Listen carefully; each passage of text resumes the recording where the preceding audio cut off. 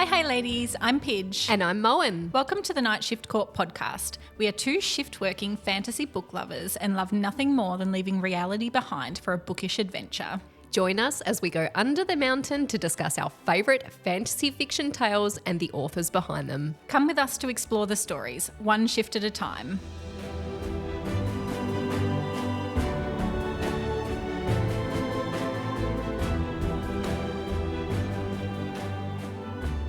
Hi ladies. Hi. Oh, welcome back. That's good. I don't know where I went with that one, but anyway. Anyway. Episode 24, A Court of Mist and Fury, chapters 61 to 65. Mm-hmm. So Almost at the end. Yeah. And these ones are quite stressful for me. Actually, yes. Yes. Yeah, I agree. Before we get started though, can we talk about your t-shirt? Oh, it's very appropriate. Love it. Is it? If you're not watching, Pidge's t-shirt says Cauldron Blessed, Lady Death. Lady. Do you want me to pull my pants down? Yeah, Lady Death live in concert. Very appropriate for you, but also very appropriate for this episode. Yeah. Where's it from? Etsy. It's from a store in the US, granted. And so the shipping was a little bit longer, but it got here in time for this episode, and that's all that matters. Yes. And it's called Chapter Catches. Chapter Catches. Yeah. Amazing. Yeah. Shout out. I brought two. So the white shirt that I was wearing last episode that says Climb the Mountain. Oh, beautiful. From there as well. Oh, lovely. Yeah, they've got lots of different cool ones. Yeah. A lot of like the different quotes and like changing the cauldron to, live in concert and stuff. So Love. they've got some cool stuff. We That's up my do alley. love bookish merch. Me too. Whilst I'm at it, because it's sitting right here. Oh, so's mine. Okay. Well, we have our Kindle holders here. These are from the Quirky Cup Collective, which is an Australian brand. You've got one that says salute for smoot. Mine is just green because it's my favourite colour and I love the way it matches current It does. book. Yeah. Love that. Mine will match the next book. Yes, it Yeah. will. Yeah. Oh, we have to do a little photo. Yeah. Oh, wait, hold on. Oh, jeez. I love that. We're very much a fan of bookish merch. We do love to support as many independent, especially Australian people as possible. So if you have an Etsy store that you would like us to check out, please let us know.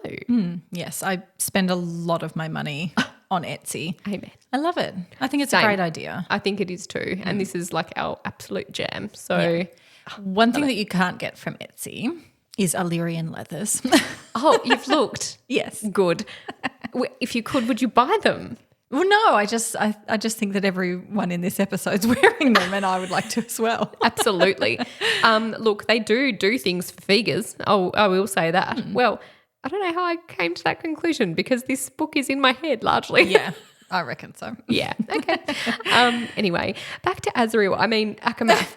Azriel yes. is in Illyrian leathers. So is Feyre. So is Moa. So is Rhys. Delicious. Right. This is a hot group of people. Yeah. All standing in the foyer of the townhouse ready to go. Yeah. So Cassian and Azriel swear to protect Feyre with their life. Mm-hmm. They make a formal oath. Moore does not though. She just looks at Rhys and she says, I know my orders. What is that?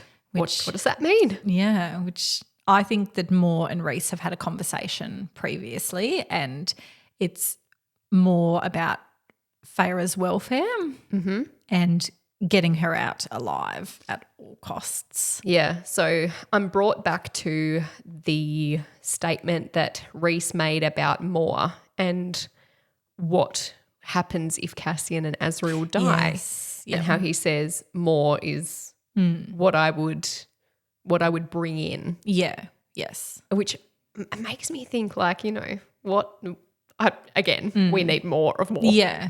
And I think it also alludes to the fact that Moore will protect Feyre over Cassian and Azriel as well. Like it's a very formal hierarchy situation, not just we're all family and we love each other and we'll protect each other, but this is what would happen if they were at war and certain people died. At all costs, yeah. Yeah. Amazing.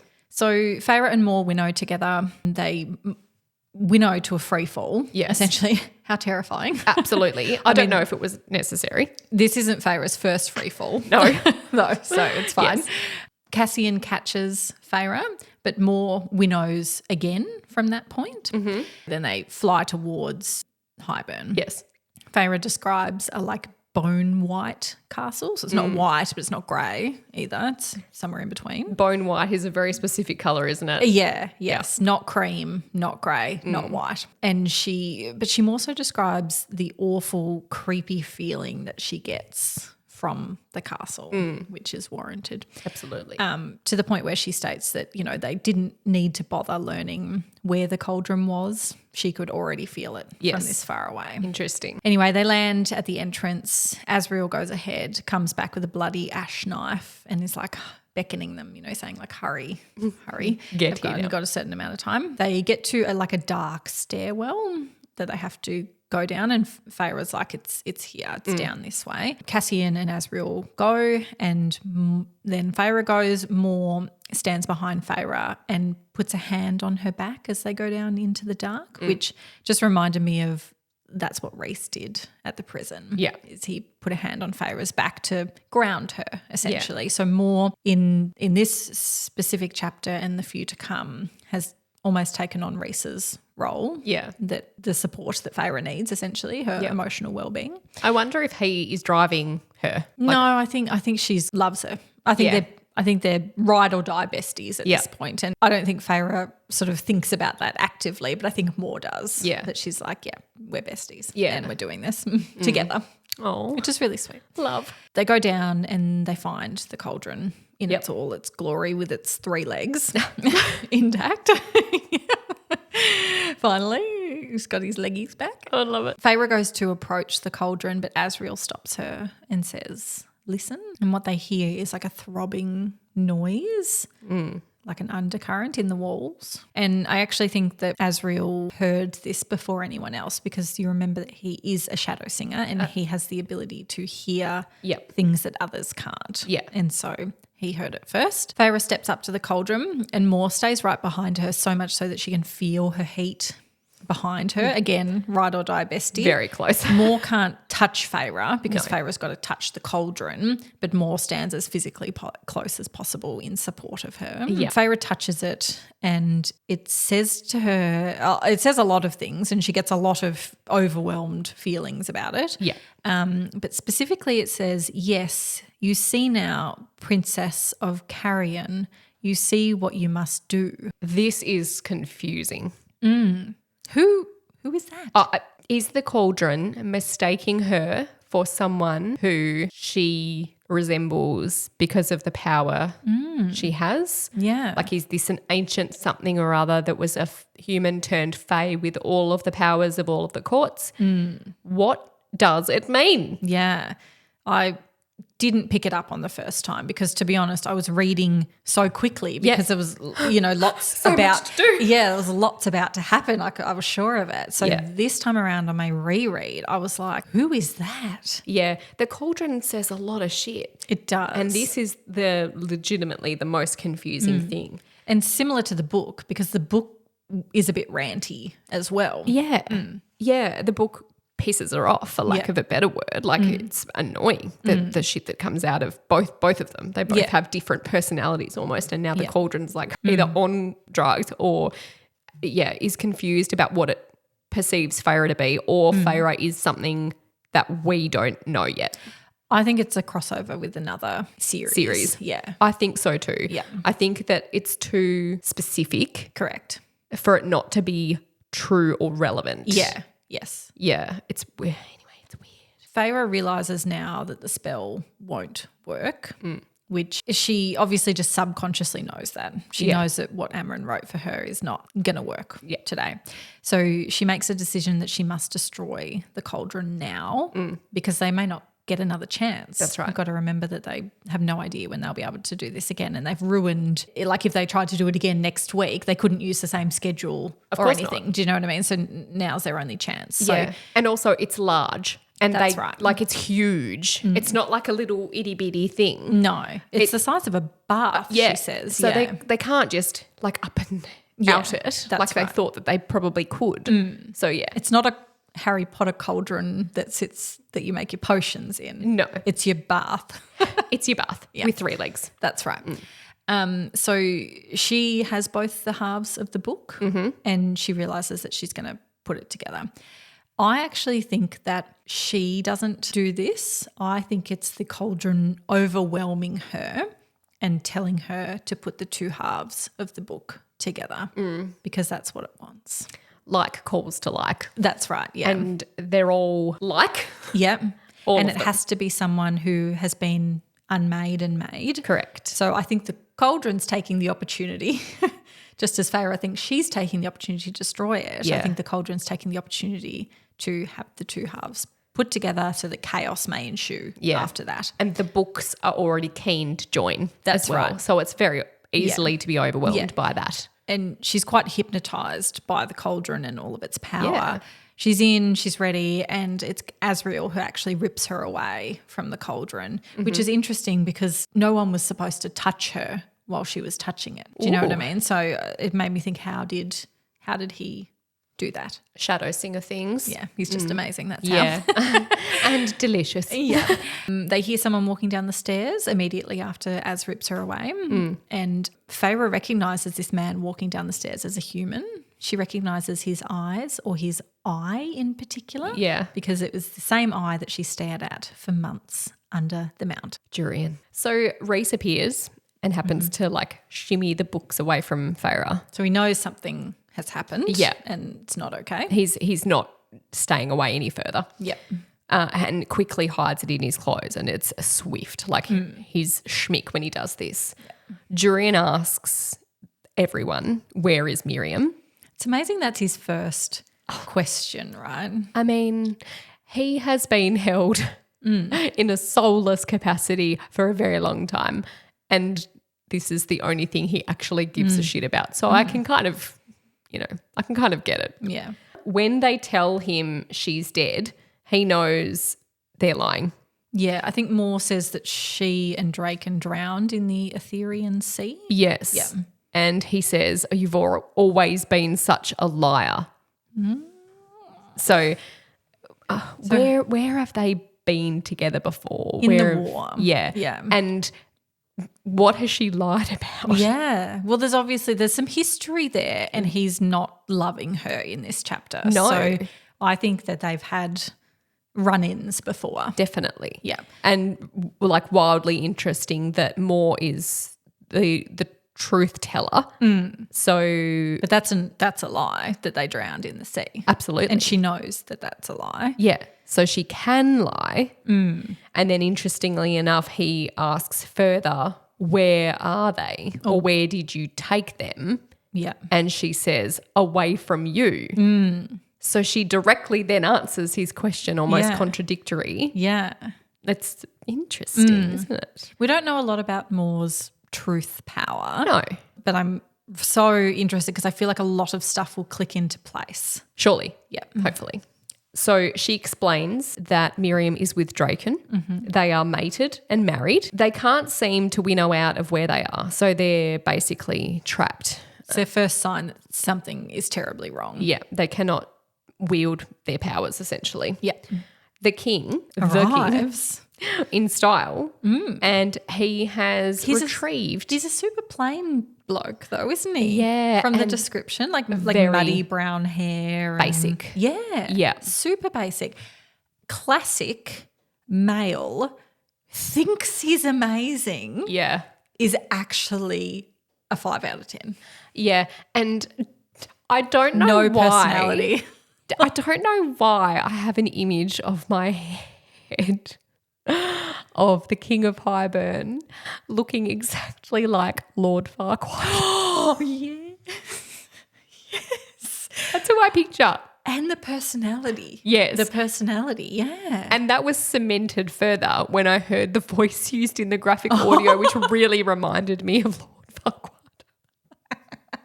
So anyway, the king has his spell book back from Amarantha. She stole it from him, yes. She did. Yeah. Yep. And so he's got it back because she obviously got long gone. So whoever stole Durian's eye and finger bone has also stolen some other things from under the mountain. The ACOTAR, surely. Surely, yeah.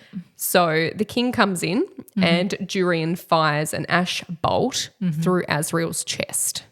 And it's really soaked. quick for a human too. Yeah. And that they don't move out of the way. Like, what's Azriel doing? Like, obviously they're very perplexed and distracted by the king's presence, that they're not watching Durian for a split second. And then, okay, so the ash bolt is covered in bloodbane, which, as we know, nullifies any power, very toxic, and it's circulating where the king of Hybern is wanting it to be in Azriel's body. There's no poisons hotline in Perinthian for bloodbane. Feyre knows how to help with bloodbane thanks to the Suriel. Yes. She has no way of getting any of her blood to Azriel without being shot herself, likely.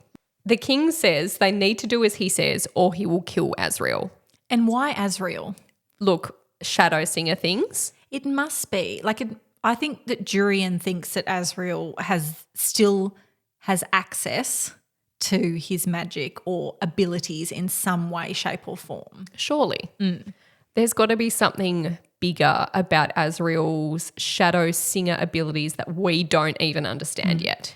Or at first I thought maybe it's because of Moore, but then I don't really feel like, unless Durian knew Moore well during the war, that he ever would have seen Moore with Cassian or Azriel. And to an outsider, she probably loves them equally, and she loves Feyre equally in this particular scenario. Yeah. So, it made me think it's specific to Azriel for a reason. Yeah. That's not Moore.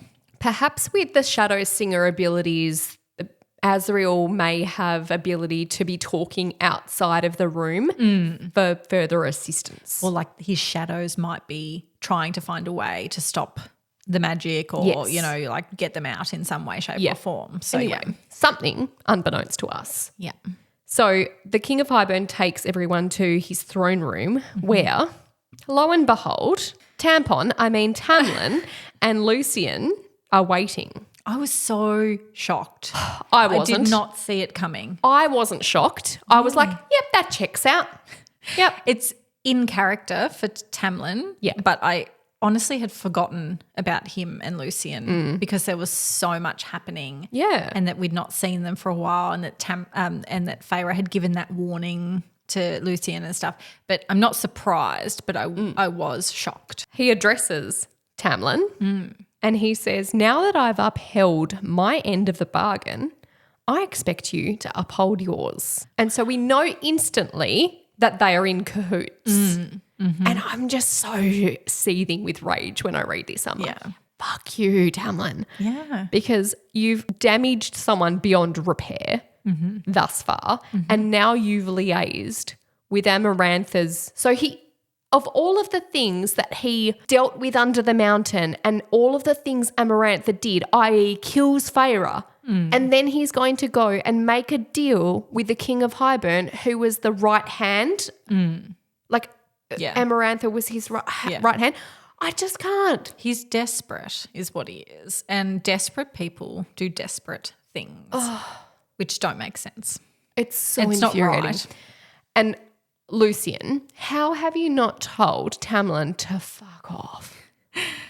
I think during this particular chapter and the next one as well, we do see Lucian's disdain for the king and his, not necessarily his lack of respect, but you can tell that he doesn't agree with Tamlin. He's still following his orders as he's supposed to, but he does not agree with this scenario at all. Yeah, shit's about to get real for Lucian too. Yeah.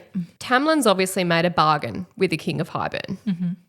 And if the king gave Tamlin Feyre, he would allow Hybern's forces to enter through the spring court and use it as a base while the king removes the wall, which is his, it's wish. A huge price to pay for Feyre, isn't it?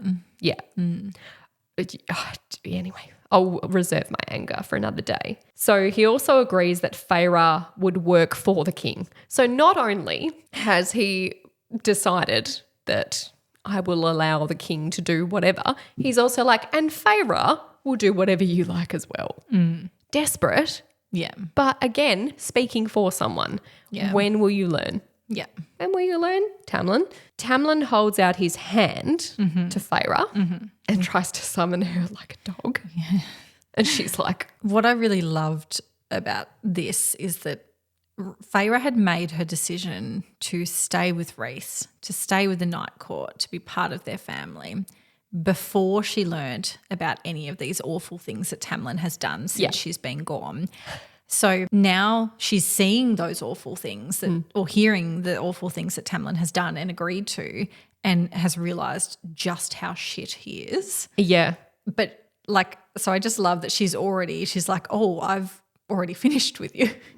Like she wasn't still on the fence about going back to Tamlin or not. You know, she was 100% done with him. Yeah.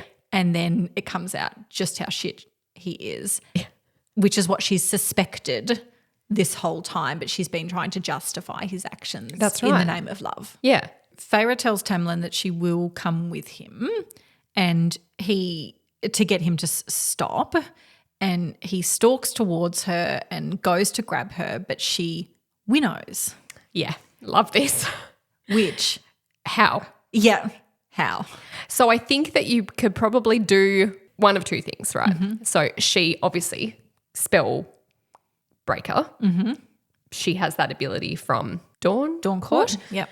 Now it's either that or there's something about within the room that she can do.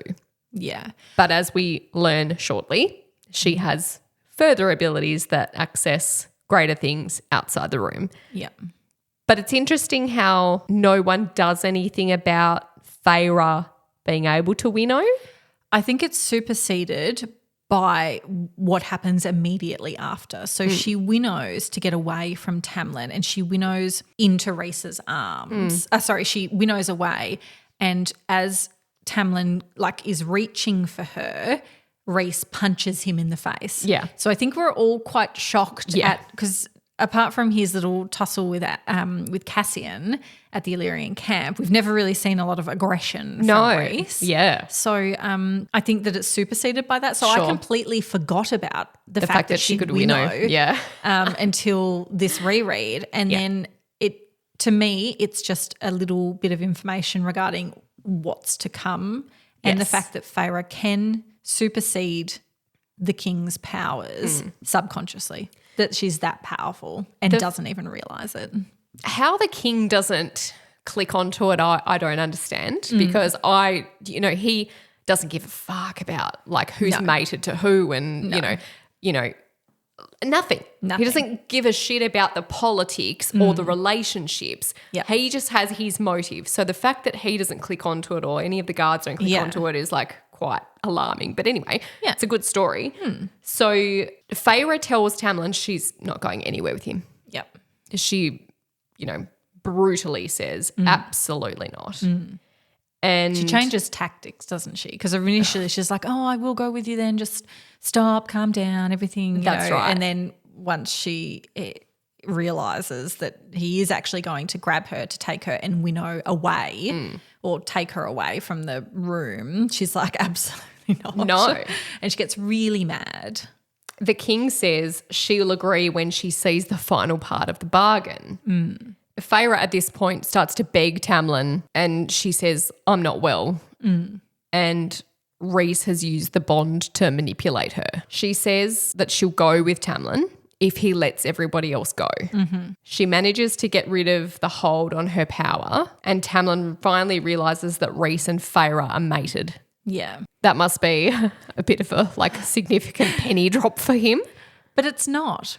His immediate reaction to finding out that Rhys and Feyre are mates is to think and to say that Rhys must have manipulated her in her mind to make her believe that, or, some sort of magic. Yeah. And so he's like, oh, no, that's just Rhys's fault. Once the bond is broken between the two of them, that's all there is. Yeah. So Tamlin doesn't actually believe that they're mates, and he's asked the King of Hybern to break the bargain that they have, not the mate bond, because he doesn't believe the mate bond to actually be true. Yeah. So he's so friggin' blind though. Yeah. And she's playing into it. Yeah. And so he can smell the fact that they smell the same. Yes. But he believes it's trickery. Yeah. That the only thing between them is this bargain that they made under the mountain. Yeah. And that's what he's asked the king to break. So the king then gets control of Feyre's powers, and Feyre tells Tamlin if he takes her away, she will destroy him and everything he holds dear. Yeah. Scathing. Yeah, that's probably the most scathing thing she's ever said to him. Very scathing. And how he doesn't – anyway, he obviously is justifying all of the things she says because he thinks that she's being manipulated by Rhys. That's right. So he says she doesn't know what she's talking about. The king says that it's in her best interest to do as she's told. This is the epitome of like stuff that I hate about men saying shit to women. This is the baptizing the cat. Absolutely. Shush, king. Yeah. Shush. Oh, shush, Lord Farquaad. So he calls in some guards from the room next to the throne room, and a whole bunch of guards walk in and they are surrounding the mortal queens. Yes, the 4 remaining. Yeah.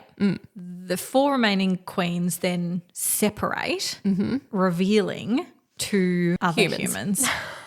And again, I did not see this coming until the reread when I'd realised in the last few chapters they'd mentioned that they hadn't heard anything from Nesta and Elaine. And there's a reason that they hadn't heard anything, and that's because they'd been taken. That's right. And it's interesting that they didn't think to check on them physically after the attack on Valaris. Yeah. Because the queens had obviously shafted them there. Yes. Why they didn't immediately return to go and fetch Nesta and Elaine is beyond me. So it's at this point that we see that Nesta and Elaine are bound and gagged. So that brings us to chapter 65, which is quite a big one in relation to very big discoveries for various characters. The queens have agreed to work with the King of Hybern. Yep. Which pains me greatly. Well, but he claims that he wishes to work with them. Not to – we always assumed that he wanted to destroy the wall and then annihilate the mortal realm. That's right. But he is claiming that he wants to eliminate the wall and then work with them. Yes. So he has specifically then gone on to say that the priestesses are going to similarly as the High Lords act in their various regions, that he has this vision of the priestesses being that for the courts. That's right. And Tamlin, who's made this bargain to get Feyre back, is unaware of this notion. Yeah. That the king would kill him and Ianthe would take his place. Yes, that's lovely, isn't it? So he's been shafted once again. It's his own fault. I hate you, Tamlin. The king reveals that Durian had been working with the Mortal Queens during this time as well, and that Durian had warned them that the Night Court would come looking for the book. So this is the reason that there was such hostility in those meetings and about them just delaying and putting it off and wanting ammunition against Rhys, is that they knew that he would come and ask for the book anyway. Yes. So they'd been pre-warned by Durian. Yeah. And Durian's part of the pie is that he agreed to the work for the king for a price of his own, but it has no bearing here. Makes me wonder what the price was for Durian to work for the king. Very interesting. The king reveals also that he had shielded the human court during this time and gloats about how Asriel was not able to get inside. So we have already known from previous chapters that Asriel had been trying to gain access to the mortal court and was unsuccessful. None of his spies were able to infiltrate it at all. And he's claiming that he wanted to show the queens some magical benefits of working with him. So he's promised to gift them eternal youth. By turning them fey using the cauldron. And obviously he has tested this somewhat, but they want proof with their own 2 eyes, which is wise from these queens. And that's why that queen was saying to Feyre about her luck in turning immortal. Yes. And so this is what she was getting at. That's right. So Ianthe has been the one to tell the king about Feyre's sisters, because obviously Feyre opened up widely about everything in her life and everything about her sisters. Yeah. So Ianthe has obviously very much betrayed Feyre's trust. Well, we didn't like her to begin with, did didn't. we? She was always an absolute mole. Yeah. And she's told the King of Hybern everything about them and has baited them Yep. and brought them to use them as an example to the queens about the cauldron's ability to turn people fey. King unleashes a blast of power, and at this point, Rhys protects Feyre, Cassian protects Asriel, and in the process of doing that, shreds his wings, Yeah. which is really sad. I think I was like properly stressed at this point reading it the first time. Yeah. And when you see people's genuine reactions online, you can see them like wide-eyed putting the book down like this is not okay. Yeah.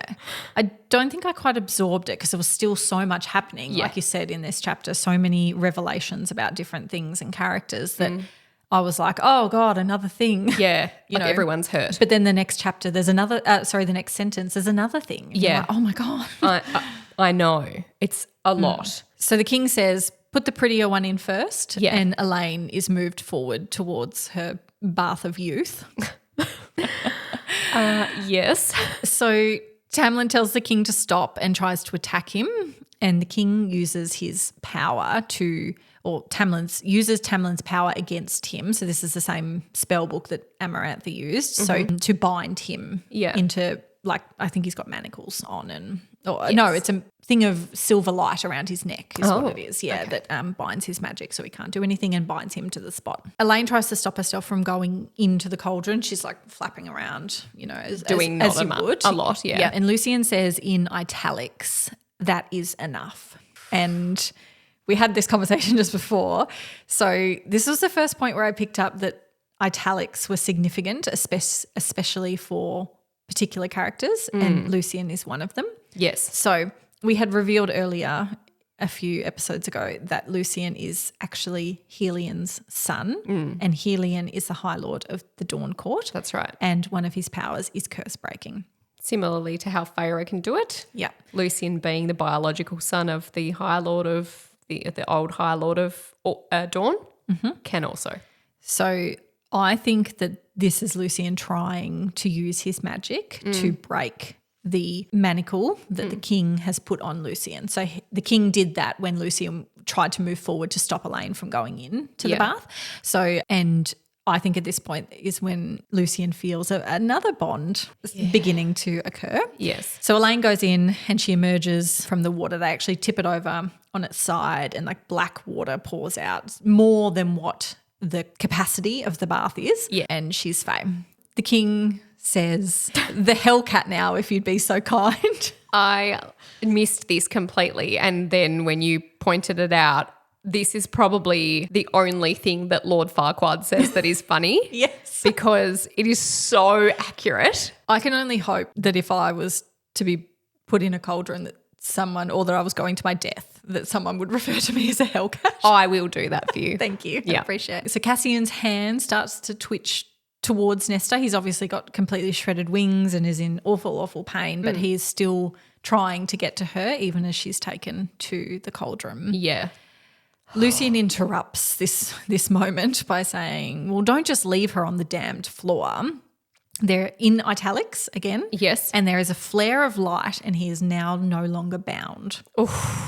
So I think that he's used his power of curse breaking to break the manacle Yes. or whatever it is that the king's used to stop him from using his power and stop him from moving. Yep.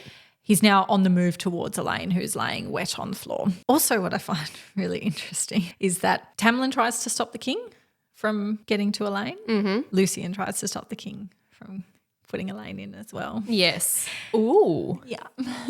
Just think about that while I move on. As the guards push Nesta under the water, she frees an arm. So she's doing everything much better than Elaine. Hellcat. Yes. Baptism. It's like putting an actual cat in a bath. Yeah. Is what I picture it to be like. Yes. And so she's like thrashing around. She frees an arm and Feyre describes her as pointing a finger at the king, and she says, a curse, a damning, a promise. Yes. And I've seen multiple pictures of this or artwork of this particular moment online. So there's two different thoughts. There's one that the finger is like this, like pointing at the king, as in like saying you're fucking dead. You're fucked. Or it's this finger. And you think it's this. And I think it's this finger, to be honest. Yeah. Because I still think it means the same thing. Yes. Which is I fuck will you, kill you. and I'm coming for you. Oh. Nesta emerges from the cauldron and Feyre feels that Nesta is differently made before she's even taken her first breath. Yep. And we know, so there's been a bit of magic used. So Feyre's been able to winnow, Lucien's been able to break his bond. And Feyre, I think, feels through her magic that there's something wrong or different about Nesta. Mm-hmm. But Nesta gives no shits. No. She's up and running. She is. She's smart. She runs towards Elaine, is always her first thought. Absolutely. And she grabs Elaine from Lucien and pushes him, and she's like sobbing over her and saying, you know, are you okay? Are you okay? You know, blah, blah, blah. She finally grabs Elaine's face and looks into her eyes, but Elaine isn't even looking at Nesta at all. She's looking over her shoulder at Lucien. Yes. And he is also looking dead straight at Elaine, and he says, you're my mate. That's it for this episode of the Night Shift Corp podcast. Join us for next week's episode, where we will continue the adventure from ACOTAR's Book 2, A Court of Mist and Fury. Whichever platform you're listening on, we would so appreciate if you could give us a 5-star review. You can follow us on Instagram and TikTok at The Night Shift Court. I hope the night is kind.